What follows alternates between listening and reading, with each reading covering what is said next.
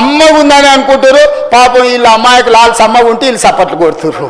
వీళ్ళ అమాయకత్వం చూసి నాకు ఏం చెప్పాలో అర్థమైతే లేదు.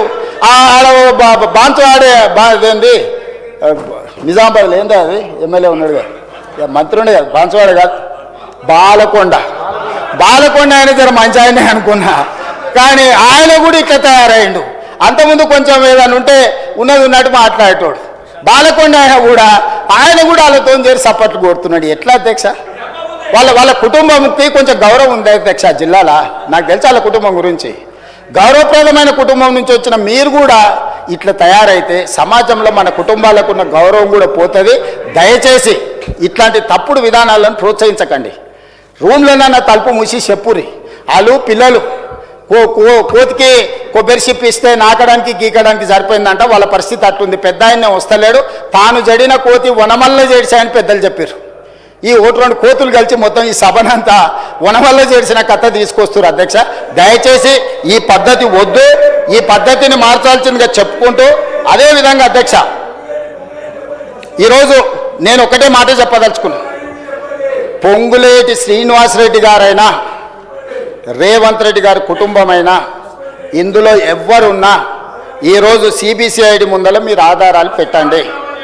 అధికారులు అందరూ సభకు రాని చంద్రశేఖరరావు గారిని మొదట రాజీనామా పెట్టించండి. సిగ్గు లేకుంటే మాటలు మాట్లాడతారు. సిగ్గులేని మాటలు మాట్లాడితే నాకు కూడా చికాకు వస్తుంది అధ్యక్ష. సహనానికి కూడా అర్థం ఉంటుంది.